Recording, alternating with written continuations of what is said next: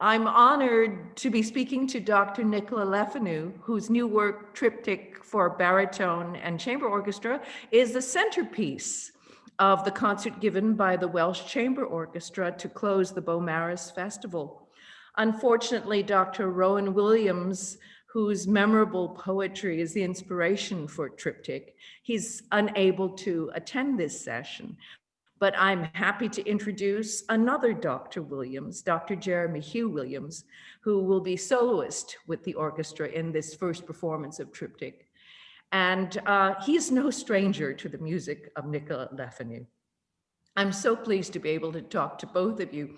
I haven't heard the piece, and I'm really looking forward to it. Some listeners will be new to your musical language.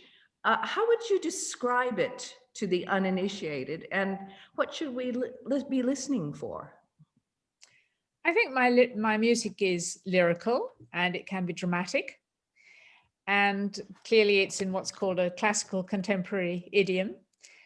But I don't usually find that people are frightened of that. They usually find my work quite accessible, and particularly when it's with text, and particularly when it has the kind of sympathetic performer that we have in Jeremy Hugh Williams as soloist.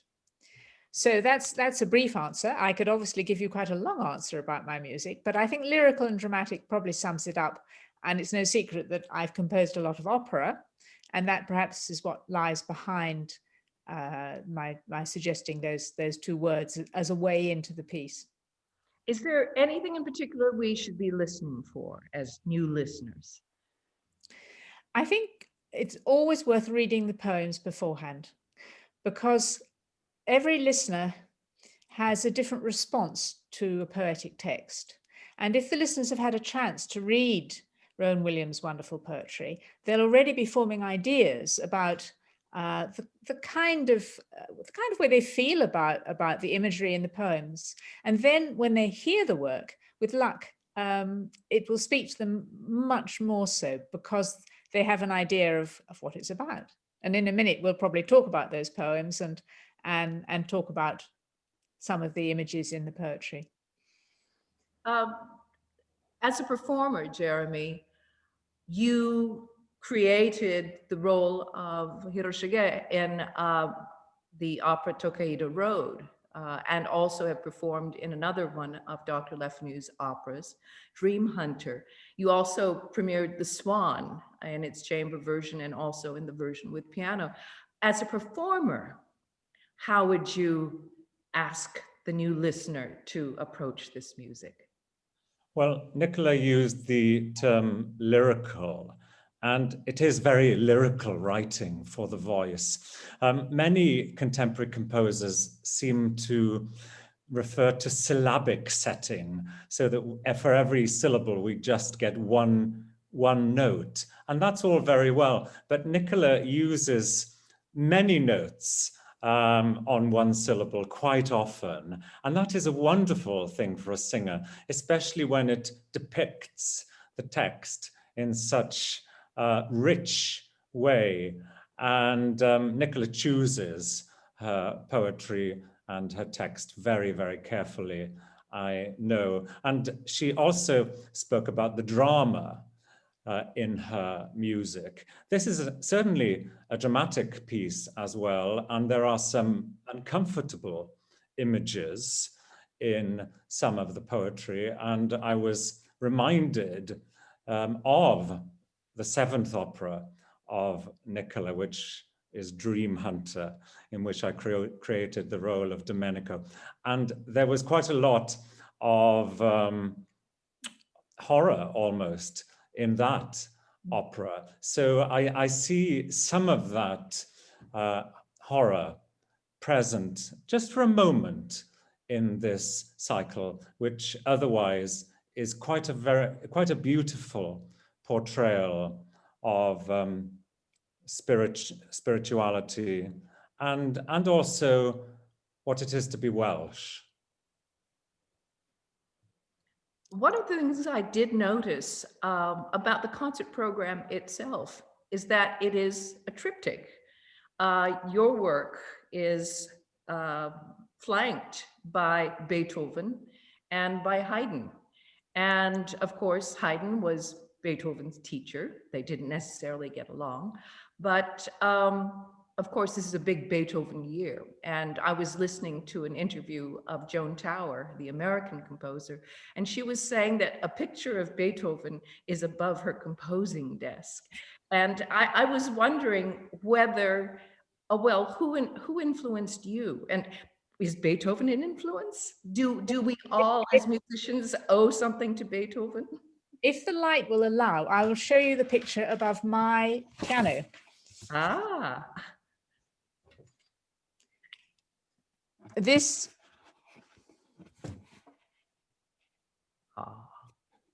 I don't know if it's visible, but that's the composer Elizabeth McConkie, who was my mother.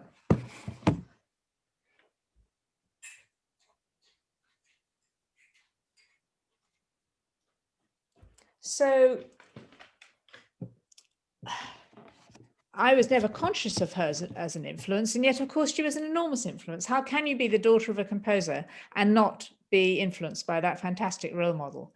And I think most listeners to the festival will probably know Elizabeth McConkie's work, because she is an esteemed composer in the UK. As for the question about Beethoven, I can remember many years ago, my mother being asked who were the heroines that she admired, not heroes, and she said, I don't know if I've got any heroines. I think when I was a girl, I was probably influenced by Beethoven. But I don't think I have been influenced by Beethoven. I very much enjoy playing Beethoven. I mean, I was playing a Beethoven piano sonata yesterday. But in terms of influence, I think very different people.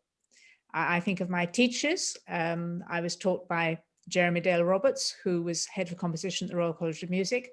And then I came to do my graduate study in the States, and I studied with Earl Kim at Harvard. And these are composers who are very, very long way from Beethoven, because they both write rather understated music. They were both great perfectionists. I don't think you'd hear their work in mine at all, because I think the best influences are ones that actually don't leave traces. You know, derivative work is not to the point. What they taught me was not to be afraid of finding my own voice. I think some composers are afraid of it. They write what they think everyone wants to hear. They write what they think is the latest thing. You know, they want to be loved, so they write something that's immediately sort of pleasing. But I was certainly taught, and I had the example of my mother, of finding my own voice and not being afraid to stick with it. Do you have heroines besides your mother? And of course, you have been a teacher for a long time. And do you feel that as a woman composer, you are carrying a flame or handing a flame down to the women that you've been teaching? Yes, I think carrying the flame is important. And I've been very involved, in fact, during my career from time to time in work for equal opportunities. And it's a great thing to see that there are many young women composers having a lot of exposure now. But on the other hand, I knew the late Pauline Oliveris and admired her very much. And I remember her saying to a big gathering in New York of female composers, and I was there, and she said, ladies, look at Lincoln Center. It's business as before. And it is true that we live in an age of transition. We haven't yet succeeded in the kind of opportunities that people have, regardless of their gender, their skin color, all the rest. And I think it is dangerous that we get these bandwagons when suddenly there's a big focus on making change, and all the organizations show their colors. And then 5 years later, it's all been forgotten. We have to be very vigilant. What would be the alternative approach to this? Because what's happening now is very much bandwagon. You know, it's sort of flavor of the month, you know, as you look for calls for proposals, that everyone is focusing on climate change or underrepresented minorities, and that's not wrong.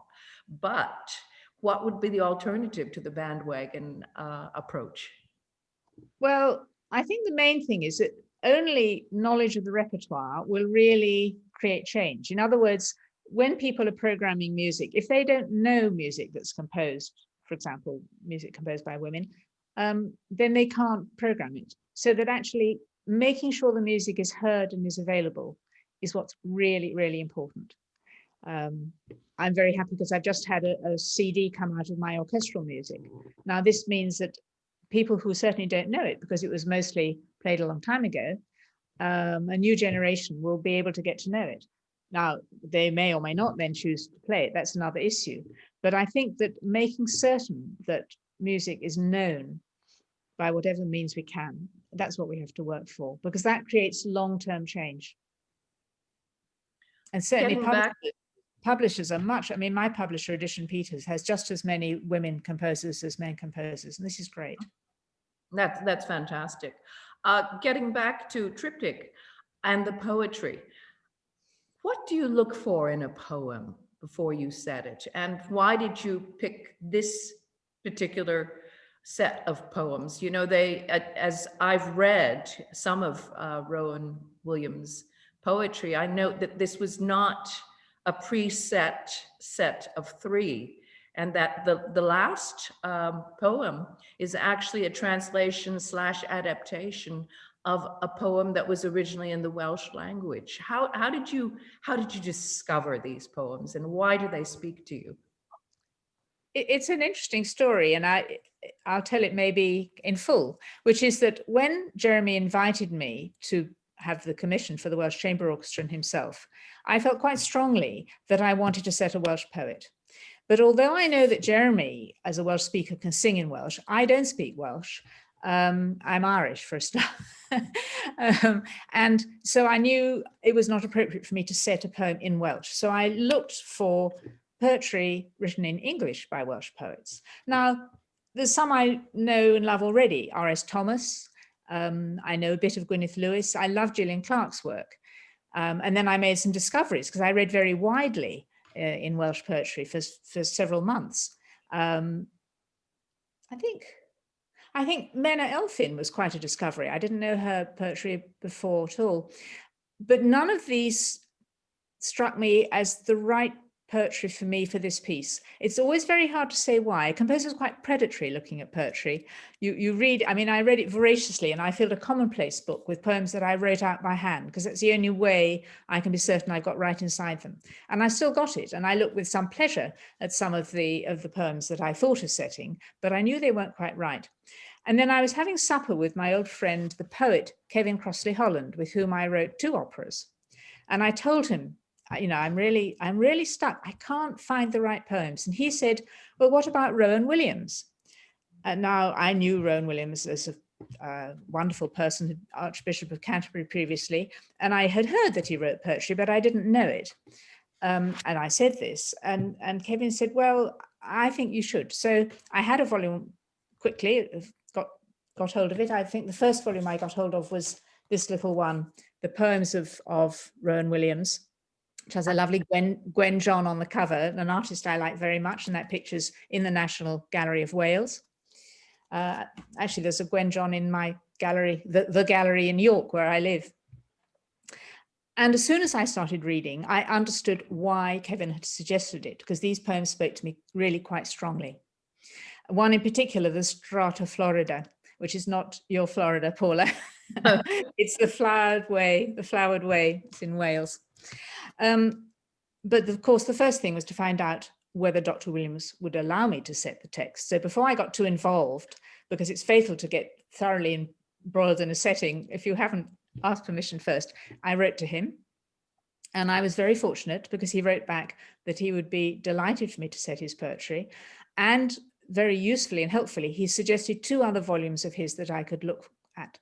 So I did that.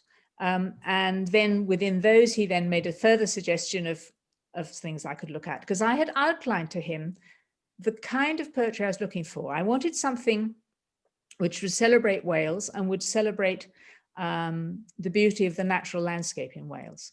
But I didn't just want to write a pastoral piece, because I don't think you can do that in the 21st century. I mean, humans are ruining this landscape wherever I've traveled, and I'm lucky I have someone who's traveled a lot. Other countries overseas, or even near where I live in Yorkshire, in Wales, wherever it may be, we see urbanization and problems with the natural world. So I certainly didn't want anything sentimental or romantic, but I wanted to find a way of celebrating the natural world as we protect it, as we hope to protect it. Now, these poems that I chose, and which were the ones that Dr. Williams guided me towards, I think, as Jeremy said, they are, as you might expect, in a way, spiritual poems, but they are also ones that delight in the beautiful landscape that, as a Welshman, Dr. Williams knows so well. And the imagery, therefore, is full of images of the things that we find as we go walk in the country. And the triptych is not like a traditional sacred picture where the main picture is in the middle and there are two narrow little panels to the side. It's the other thing. We have two big panels, and in the center is what I've called an ironic scherzo. It's a short poem, which is not pastoral at all. It's actually, perhaps this is something of the horror that Jeremy spoke of. It's the bad side of what humans are doing to the world. It's the waste, it's the plastic that won't recycle, it's the plastic in the ocean, it's the waste that we all create. And it's quite sardonic, it's quite bitter, it's very strong. And so that is the hinge that links these two panels, which tell us how we could be. Jeremy, as a Welshman, of course, you know, you are a Welsh speaker, as is Dr. Williams, the other Dr. Williams. What was your reaction to this choice of poems, and how does it speak to you as a Welsh speaker to sing something that was originally written in Welsh, in English? Two of the poems were written in English, always, and one of them is a translation from the Williams. last is Welsh. Yes, well, Nicola and I, at least 2 years ago, I suppose, began to speak about choice of poets. And it was Nicola, as she said, who immediately said that she would like to set a Welsh poet writing in English. And there are many Welsh poets who write in both languages. And Nicola mentioned Menna Elfyn. We also spoke of Gwyneth Lewis, who has set, or rather several composers have set her text for me, and I know Gwyneth very well. She speaks Welsh, as does Menna, and also Gillian Clarke we spoke of, and Nicola looked very carefully at all of these works. Interestingly, of course, these are all three female poets, and Nicola set the words of Fleur Adcock for me in 2017. That was a composition called The Swan. But nevertheless, we spoke about R.S. Thomas, whom I also knew. And R.S. certainly spoke Welsh, but his English language poetry, he did not let very often for the words to be set. And as far as I know, that is the wish of the estate as well. And it was not me who suggested the poems of Rowan Williams, although I have met Rowan Williams and I have certainly read his poetry. And as Nicola said, it was suggested to her by a close friend. But I also knew that Rowan Williams had made translations of Welsh poetry by very famous Welsh poets of former times. And he is not unique as a Welsh poet to do this. There was a very well-known Welsh poet called Gwyn Thomas, for example, who was professor of Welsh at Bangor University. And he translated some Pasternak, I remember, from Dr. Zhivago, as it happens, one of the poems at the end of that novel. And Alun Hodinot set that Pasternak in English, that's right. No, in Welsh. In Welsh, he translated it into Welsh. And so it's not a new thing. And the third poem in this triptych, which is the translation, or I should say the English version, it is Rowan Williams's English version of a very famous Welsh poem by Waldo Williams. And I'd like to read this poem in the original Welsh for the Welsh language audience. And the English poem by Rowan Williams, if I remember rightly, is What is Man? Is that right, Nick? Yes? Well, in Welsh, pa beth yw dyn? Beth yw byw? Cael neuadd fawr rhwng cyfyngfuriau? Beth yw adnabod? Cael un gwraidd dan y canghennau? Beth yw credu?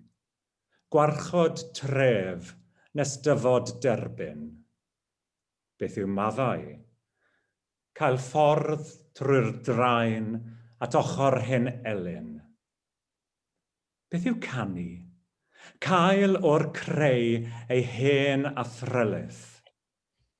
Beth yw gweithio ond gwneud can o'r coed a'r gwenydd? Beth yw trefnu teyrnas? Crefft sydd eto'n cropian? A'i harfogi? Rhoi'r cyllyll yn llawr baban? Beth yw bod yn genedl? Dawn yn nofn y galon? Beth yw gwladgarwch? Cadw tŷ mewn cwmwl tystion? Beth yw'r byd i'r nerthol mawr? Cylch yn treiglo? Beth yw'r byd i blant y llawr? Cryd yn siglo? And I remember I used to go to chapel every Sunday from a very young age until I became an organ scholar in an Anglican cathedral. And I remember that poem being read out as part of a sermon, not in its entirety, but the questions within the poem in Welsh being posed and then explained by the minister. And it is a poem which has religious significance, but it is a poem for every one of us, whether we have religion or not. It's a very meaningful poem. The question, what is, and I'm studying a little bit of Welsh, so I can hear I can understand actually a fair number of the words. The business of what is man is something that has emerged in music as a theme over and over. I mean, I, of course, as a pianist who plays for singers, know the Purcell setting of, oh Lord, what is man, lost man? And do you feel, Dr. LeFanu, part of this ongoing questioning of what we are and what we do? Absolutely, yes. And I'm glad you mentioned Purcell, because there are those wonderful works which are indeed lyrical and dramatic. And it was also very special to hear that in Welsh. Thank you, Jeremy. I suppose that I have one regret about what has otherwise been a wholly very positive experience in writing Triptych. It was that I never heard Rowan Williams reading his own poetry. I would have loved to have heard it because it would have been very valuable to me in setting it. Anyway, maybe it's better that I simply approached it with my own ears. But I think that what attracted me about using two Rowan Williams poems, which are very close, because the first poem I set, A View, is modeled on the poem What is Man, which in turn, as you say, is a version of Waldo Williams. So in the first one, A View, there are the questions again, but not what is man. The questions are, what is nightfall? What is daybreak? What is the shore? What is the word? What is the voice? What is pity? What is peace? So they take us into a world which is at once our everyday world, and we look at the shore or we think about dawn, and at the same time, clearly it has a layer of meaning, which is the spiritual meaning. And then the English version of What is Man seems to me now extraordinarily appropriate that we're in the middle of this pandemic, which of course, I mean, this piece was finished before the pandemic. The pandemic was not known of at the point, not only when Jeremy and I conceived the work, but I had already delivered the score before the lockdown. But in the fervent beliefs, I think, of Waldo Williams, then captured by Rowan Williams, we have this verse: "What is it to govern kingdoms? A skill still crawling on all fours. And arming kingdoms, a knife placed in a baby's fist." Now, Jeremy spoke of horror. That is an incredibly violent image, and it is an image of horror, and it's a terribly appropriate one for the world of today. But then we have the last verses, which give us a hope. "What is it to be a people? A gift lodged in the heart's deep folds. What is love of country? Keeping house among a cloud of witnesses."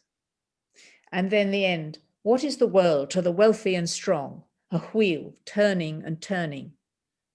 What is the world to earth's little ones? A cradle rocking and rocking." Now, I think you can see why those kind of words are an absolute gift to a composer, because that kind of imagery is so strong and also so poignant. But the strength allows the music not only to really examine what it means when you say, what is it to govern kingdoms, a skill still crawling on all fours, but also the imagery of the cradle. It simply invites a particular kind of music. So it really was a joy to set words like that.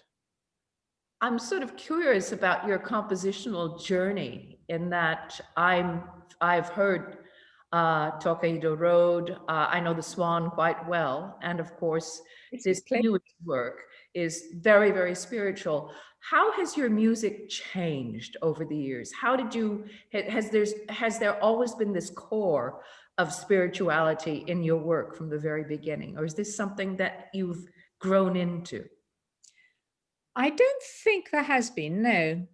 There is a sense in which it's present in all music.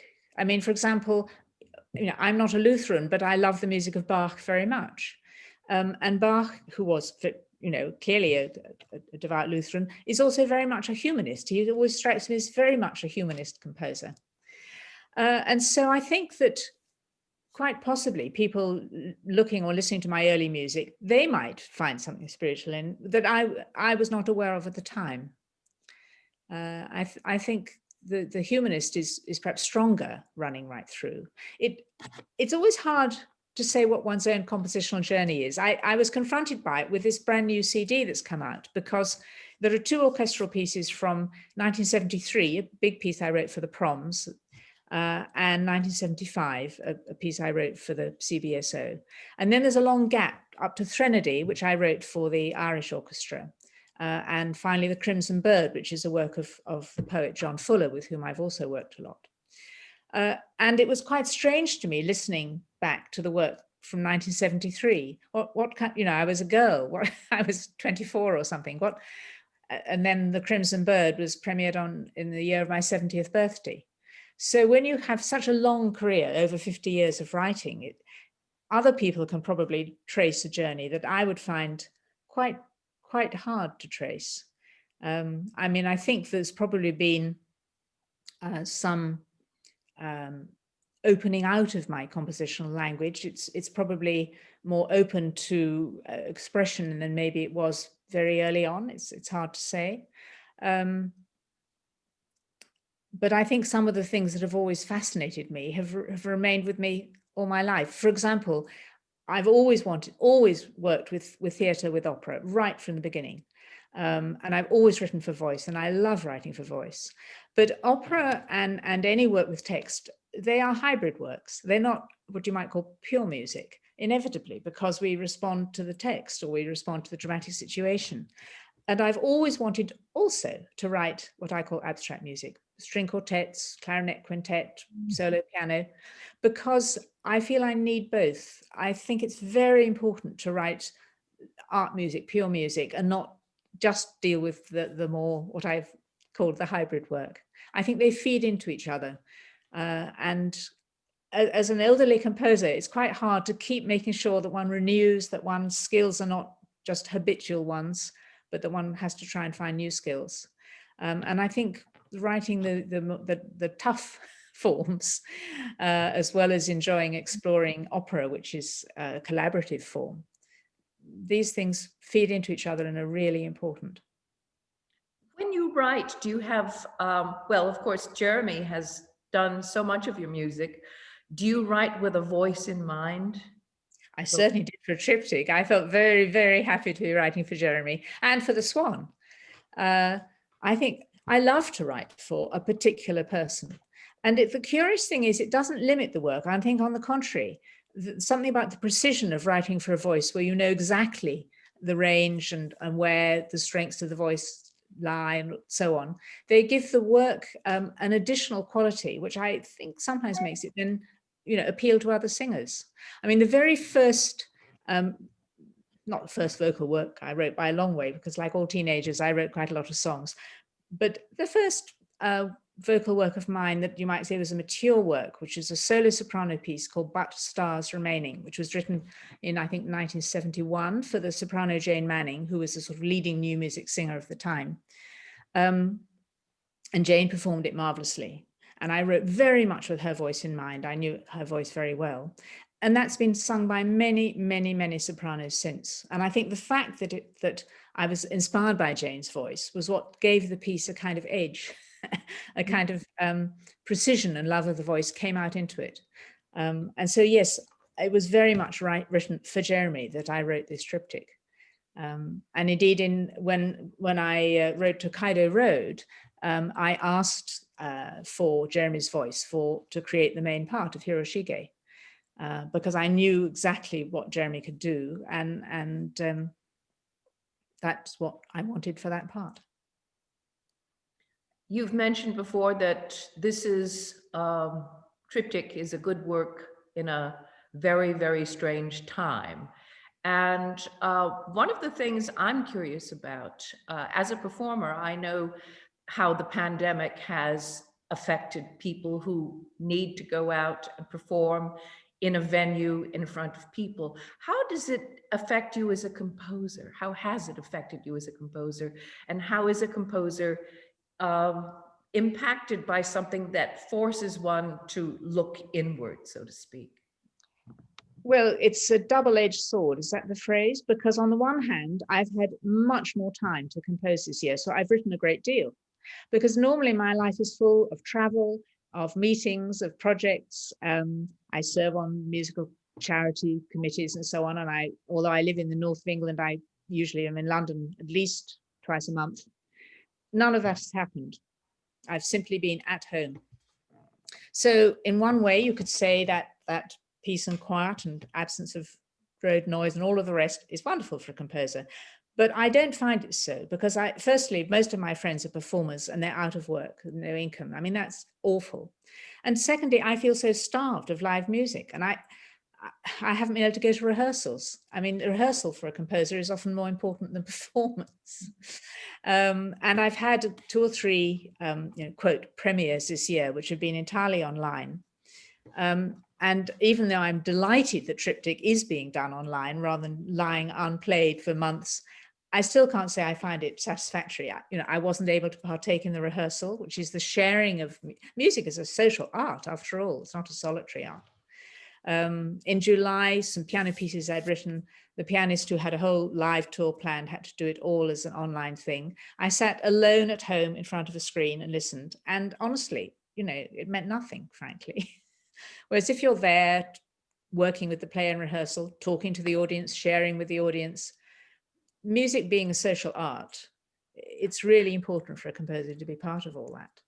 And so I think it's been terrible for performers in terms of income. That hasn't been the same problem for composers, but psychologically, I think it's probably almost as bad. Jeremy, the triptych was performed under, shall we say, pandemic conditions. And how do you feel about performing? Well, you didn't have to perform in a mask. Jeremy and I actually recorded a recital of the works of William Bolcom, and he was allowed to take off his mask at the last minute. I played in a mask. And what was it like recording with a masked orchestra? Well, yes, the conductor, as you will see later on, is masked, and the strings are masked, but the woodwind and brass, of course, could not wear masks when they were playing. They did wear them when they were not playing, and but they were right at the back of the hall.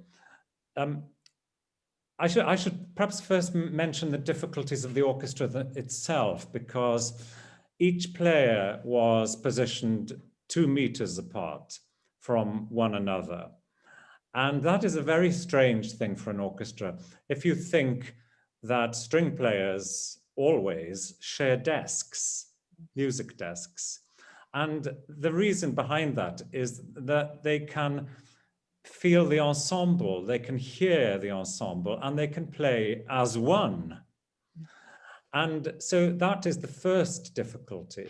The second difficulty is the fact that most performers have not performed since the middle of March. And it's very difficult for a performer to maintain the energy and the optimism to rehearse, to practice when there are no engagements. It's certainly something that I had to do at the beginning of the pandemic. I didn't sing until June. I mean, I didn't perform until June, but I did sing nearly every day to enable for me to do that performance, which was not in front of a live audience. It was in front of television cameras. And as you said, Paula, you and I did quite a lot of recording in October and in November. After this festival, there is a gap in my diary now, but I will have to maintain the performance. But for poor orchestral musicians who are used to playing day in, day out, you know, the lip goes. If they're not used to playing every day, if they're a brass player, I was a brass player. I was a trumpeter and when I was a boy, and then I switched to the bassoon. So I switched to a reed instrument, which is completely incompatible with, as far as I was concerned, with a valved instrument. And but that is very difficult. And I picked up my bassoon during lockdown, and oh, my lips were so tingly because I hadn't played it for a while. And it's still back in the case. I couldn't bear it. The sound was awful. So there were these two difficulties for the orchestra. Now, I had a difficulty in that we recorded in the most marvelous studio, which is a cappella studio in Pentyrch, which is on the outskirts of Cardiff. And it really is a premiere recording studio in Wales. Paula and I have previously recorded there. And it is in a former chapel. And I suppose it was made into a studio 10 or 15 years ago. And I am in the pulpit. And the reason I'm in the pulpit is that they created a perspex case for me. And so I was enclosed, not in an ivory tower, but in a perspex tower. And I was looking down upon the proceedings. So perhaps one of these poems was rather apt. I spoke earlier about the minister in the pulpit.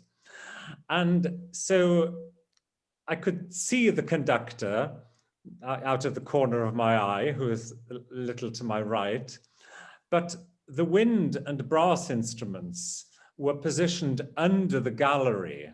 And although the sound will probably be fine in the recording, because all the instruments had microphones, because this is a recording and a video recording. I could not hear them. They were so far away, and the fact that there was overhang meant that the sound did not come to me immediately. So it was not a usual experience by any means. But as Nicola said, it's marvelous that we have been able to perform this in this rather limited way. The premiere should have taken place in May. And by this time, we should have performed multiple performances of this marvelous new work throughout 2020.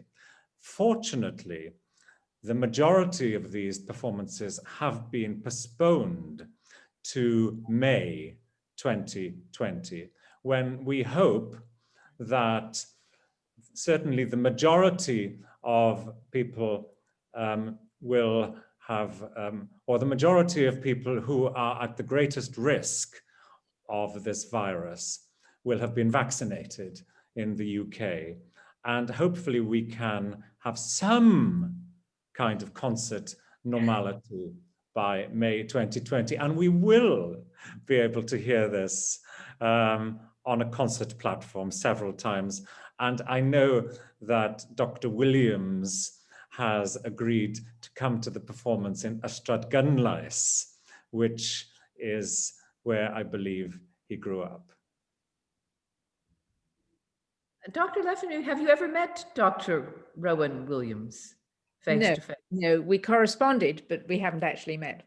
That maybe that will be the occasion. So maybe May 2021 will be the occasion. Yes, May 2021 is something to look forward to many performances of this new work, and to the sun shining on music again, you know, for all of us.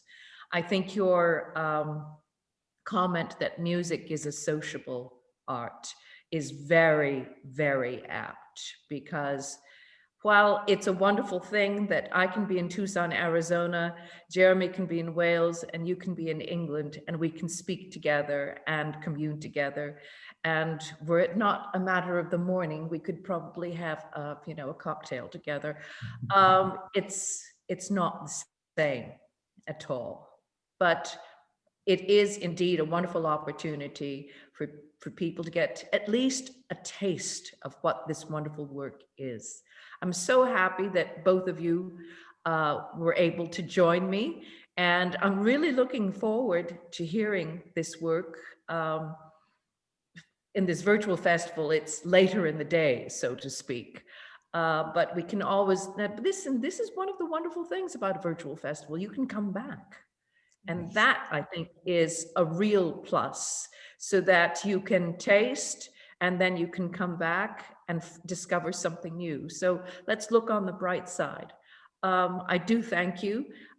Thank you for this new work, both of you, for composing it and for performing it. And let us enjoy and look forward to 21. Thanks very much. Thank you, Paula. Thank you, Thank Joe. you.